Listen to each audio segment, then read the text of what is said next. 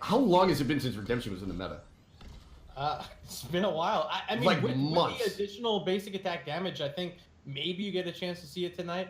Yeah. But I mean, hey, we're here in this first draft, and now let's see if the casters are right. Are we picking any of these heroes? Or if you're going to make a ban, is it going to be some Mal'Ganis getting banned away? No, it's going to be the big boy. Big Makes Red, sense. Dibbles banned out. Diablo is still the tank that you can first pick, and he fits in everywhere. He's just dominant.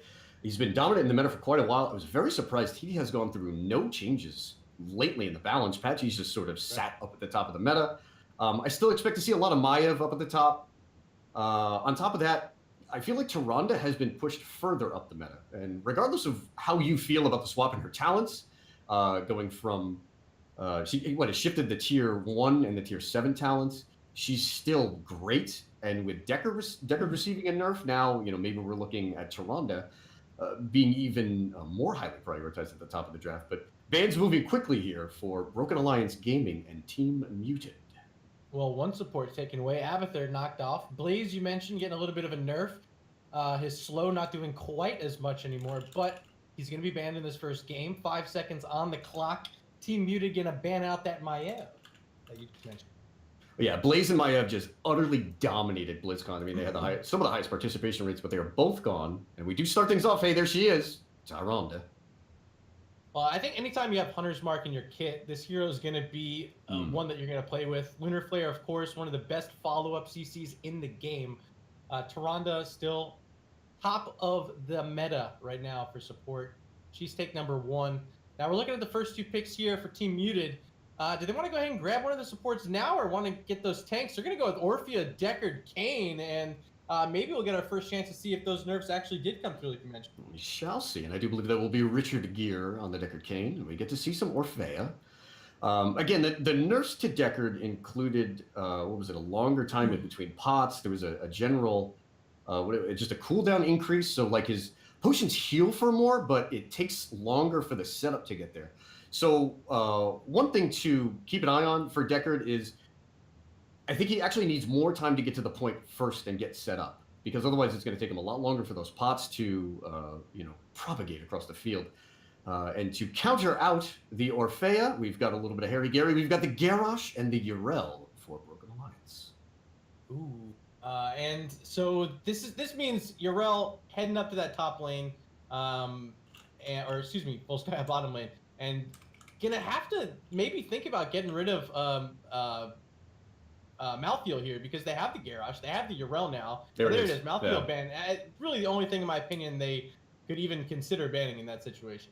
And really, it's an astute point you make there about the Malthael, not just because his strength into Garrosh in particular, but because with the changes to Yrel and with Blaze, not just receiving a nerf, but just being banned out, I do think Malthael is the top solo laner right now.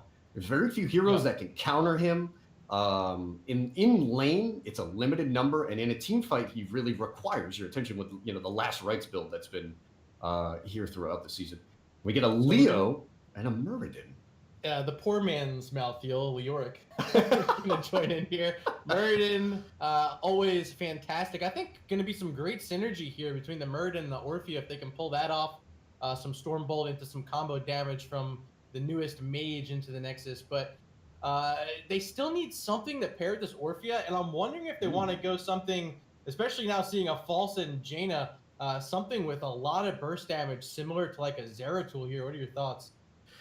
Other than it could wind up going with the backline. Zeratul would be fantastic in a Falstad. You can kind of see where this team fight is building. You have Leoric, you have Deckard, and you have Orphea. You've got a wombo there with your top 3 picks. And Tomb plus Orphea just sort of smashing buttons is going to be a massive problem for anybody that gets caught in the cage.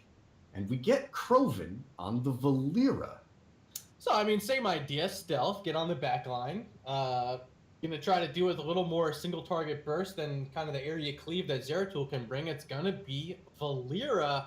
Kind of interesting, but I'd assume the potential inside there with the smoke bomb on the control point can get a little bit of extra value out of her heroic here.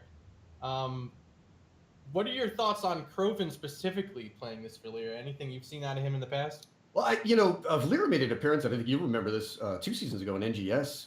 Valera was just all over the playoffs, and her silence and the strength of her silence does very well into Garrosh. If you can avoid the throw and the taunt and everything that goes into that. I'm keeping an eye on Maxorian on this Falstad. We rarely get to see Falstad, particularly on a map that really isn't too tall north-south. But this looks like a little bit of extra soak. Potentially a little bit of extra, camp grab if we do see Falstad move into the Lightning Rod build that starts off with his version of Bribe at level 1. But I want to keep an eye on Gust, particularly against that Wombo. If we do see the Entomb Crushing Jaws and some sort of Deckard Cain follow-up, is it Falstad's responsibility to use Gust to disengage off of that potential combo? So before we get started, I want to say shout out in chat. I see a few friends stopping in for us. Yep, you're here. What's up? He says, hey, Bobo and Murda. We got Recyclic in chat, of course, and Dad of Time with the 50 bits. Woot, Bobo and Murda casting HeroesHype. Let's go, baby. Welcome to the show. Ladies and gentlemen, this is round number 1. Broken Alliance Gaming up against Team Muted. Without further ado, let's bring it in to Volskaya Foundry. And on the left-hand side, it's Broken Alliance Gaming. Satak going to be on the Tyrande. We got Vader playing Garrosh. Mets on the Jaina today, Maxorian on Falstad, and rounding it out, playing solo lane, the Urel, it's Evasion.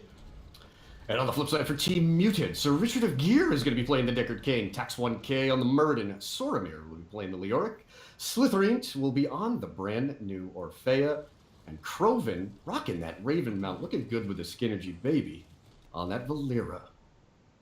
Ooh, I am really excited to see what Valera is going to be able to do here. You definitely see a little extra burst coming out with that crippling poison. So, I mean, it's exactly what I said they needed in the draft. Something to help burst things down along with this Orphea. Taxing get flipped over there, but of course, one little dwarf toss, he'll be safe. Good pressure there, countered by Soromir stepping up onto the Garrosh. And teams will just begin the usual round of festivities as we start to get the 4-man rotate going. But Valera actually headed bot, Urel late. So potentially a little bit of an odd, almost asymmetrical setup here. 2 in the bottom lane for Team Muted, and the 4-man for BXA working on top and mid. I'm interested to see how often Valera is going to be staying just lurking in the shadows, not giving information on where she is around the map. Richard, though, in trouble. He's going to barely avoid that lunar flare, but falls anyway, stuck inside that blizzard. 1 on the board for BXA.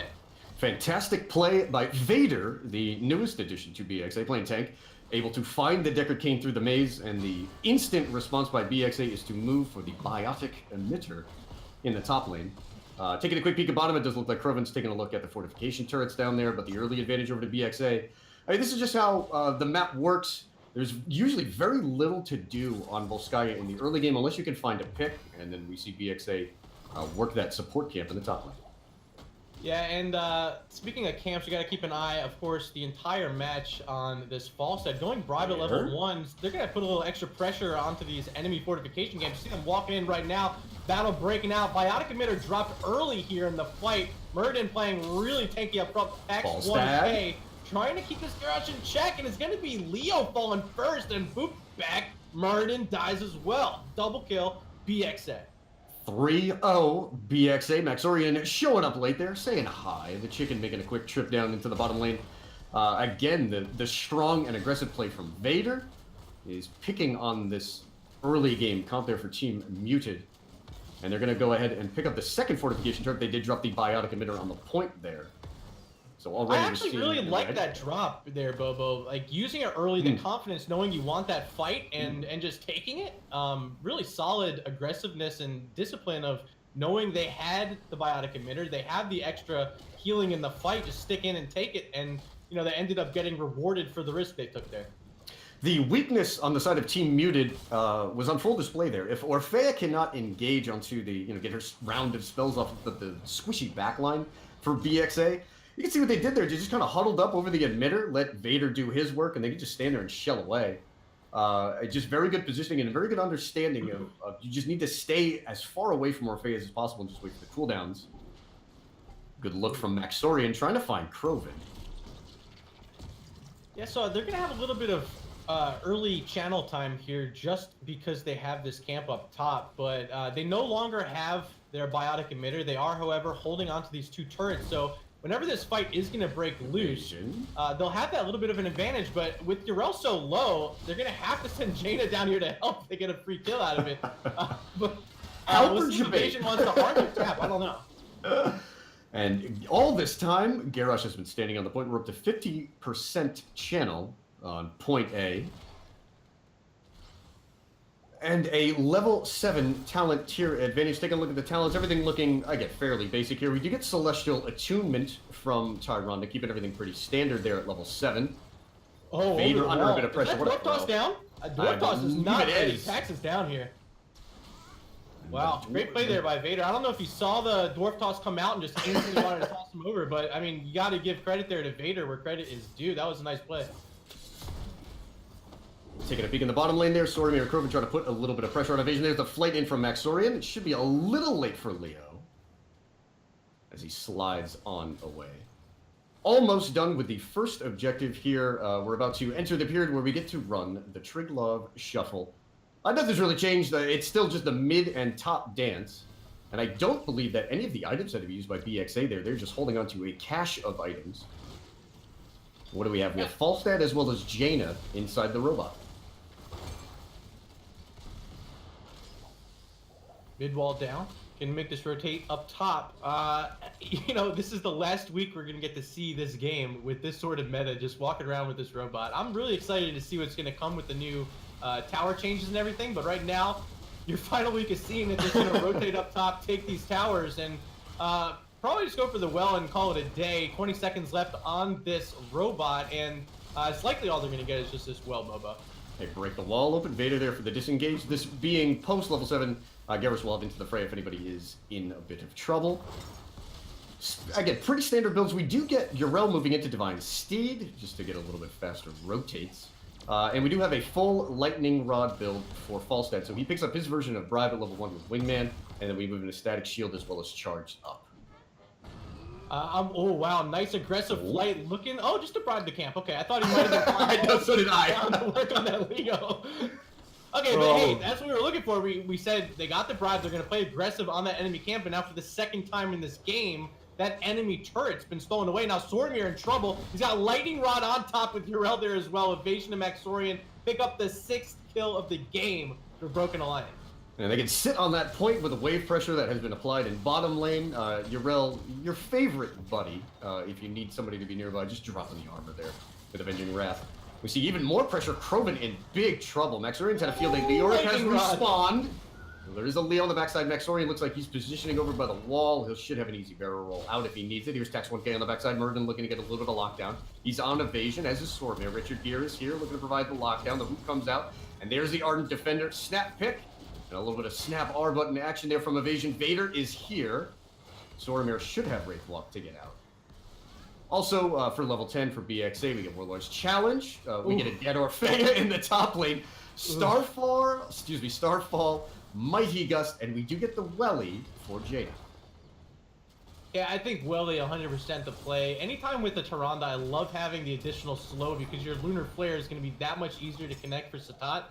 But that is the first score of the game. Aggressive Gust. Richard in trouble. He's going to get slowed. There's the Welly. They have all these turrets too, but that's just one little hammering right there. Dead Deckard Cain. And this is a huge advantage. Still not level 10 right now for Team Muted. Murda getting locked in. That was Dwarf Toss again interrupted, Bobo. Yeah. Okay, so Falstad falls out of the meta, and he's always considered, just be kind of a squishy hero. What exactly does Falstad do? He takes a little while to get stacked up. But there is one thing that Falstad does incredibly well, especially with Lightning Rod build, and that's single target damage. And the Isolate and the plays from Vader are just supplying Met and Falstad with that target. A good engage there from Kroven, chunking out Jaina. Using all the items. That's 4 items, 3 turrets, and a biotic emitter just to secure the keep. I think it's worth 7 minutes, 45 seconds in. Keep number 1 down. Still a fight break and lose. Level 10 just picked up here for Team Muted. And I do think that BXA might just let this one go. Tyrande goes down. Maxorian in the back has Gust, uses it there. There's a little bit of extra lockdown from the scroll of Sealing, but Vader sort of shimmies away. Control point B is 18 seconds away. There's another kill in the bot lane. It looks like Evasion might have used yet another turret. 11-1 in terms of kills. BXA just taking this game by the throat. I love seeing BXA not afraid to use these items outside of the control point. They're getting so much value out of it. Able to pick up that keep was one thing. Finding that kill on Leo, now grabbing another turret, kind of parlaying this lead into such a huge advantage. 14 to 1, or excuse me, 11. 11 to 1 in kills. This is quite the blowout so far. Yeah, they know that they're up a talent tier. It's been rough going here for Team Muted, but when you know that you're up a talent tier, you can afford to make some of those more aggressive plays. I think BXA is cognizant that all over the map, whatever item they want to take, given their success in team fights, and then again their XP advantage, it's theirs. Right now we do have the Merc camp, the Bruisers in the top lane pushing down. BXA hasn't made that move yet. Maxorian in the jungle. It's a Stormbolt. A little bit of pressure from Tax. Nobody there to help out. He's actually going for the Gust on Murden. There's Sliff. We'll keep an eye on the Scroll of Sealing. Maxorian does not have Barrel Roll, but Vader has shown up. Murden goes down. Tax gets traded out. And BXA will pick up yet another Biotic Emitter here in the top lane. Yeah, I mean, you get the kill on Murden right now with the channel active. Garrosh didn't even have to leave his post. You'll take that every single time if you can get it. Now they're going to have a fight over this turret if they want to get here in time. It's going to be scouted, but I think they're a little late. They don't have the Gust right now. But they do have Starfall and a number of other abilities. BXA will just let it go. They've had Garrosh sitting up at the top lane. He's up to 55% on the channel. Met now making the rotation on the Jaina. Cat Peach in chat, a little upset that Met hasn't broken up the holiday skin. Where are the festivities, fam? We're on live. There's no Tournament Realm excuses. You need to have your Skinergy up. 3 Cat is in the top lane. That's a barrage. Somebody's going to have to clean that up. 90% on the Striglove Protector. Murda, where do you think BXA is headed with this bad boy? With the 2 talent tier lead, go core maybe? I don't know, but 13's almost here right now for Team Muted, so they probably won't have that advantage. But if they get a pick, this is absolutely game over. See if Maxorian wants to get aggressive with that Flight and Gust. Here he goes. Oh, cancels it. Okay. The old Deke. Love to see the fake out there. He's thinking about it. He doesn't have a keep down there, but with mid keep still being up, it's still just a little dangerous for Falstad. Keep an eye on Gust in particular here. Usually once you get down to like 25-30% on a core, if you're trying to make the core rush, you can just rip Gust, try to give yourself a little bit of the extra space. But Murda, here comes the Triglove. We got the Nintendo Power Glove slapped on the core. Is this going to be it? Emitter down. Here comes Valera backside. Looking at Tyrande. She saw us a tad very low. Got the health healing reduction in as well, but a little too late. Moving on to round number 2 will be Broken Alliance Gaming knocking off Team Muted here in the